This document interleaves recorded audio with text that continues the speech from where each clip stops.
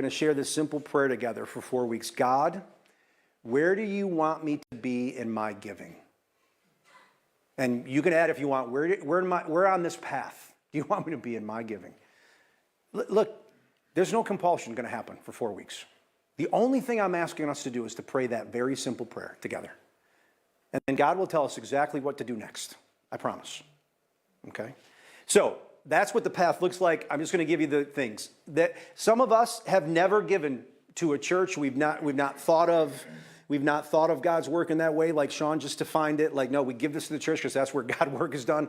And we're going to talk about that next week, why give to the church. But we've never done that at all. And so maybe we're not on this path at all. And the first step on the path is to simply explore giving a specific amount. One-time gift, one time to just see what God does in it. We're going to explore this idea. Maybe that's where you are on the path and that's where your prayer begins. Or maybe you're growing in this and you have moved to percentage giving, which we'll talk a little bit about as this series goes, but is a good way to think about this. Remember, 100% of what we have is Jesus's.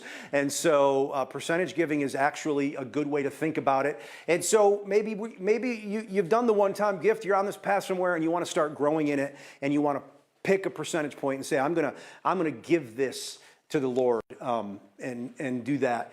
Maybe it's deepening. We're going to increase our giving toward a tithe. We've done the percentage thing. We want to start seeing that percentage grow as we start to move toward 10%, a tithe toward our church. Maybe then you want to get centered in this and like, you know what, I'm going to make the commitment. I'm going to center my life and say, no, I'm going to actually give 10%. Like no more working toward it. I'm going to take that step this time, and we're going to do that. And then maybe you're on this path already. Maybe you're in this life-changing category where you have been giving 10%, and you're starting to move into, or you're already into, hey, I want to give an offering or a gift above that. I want to give more than 10% of my income.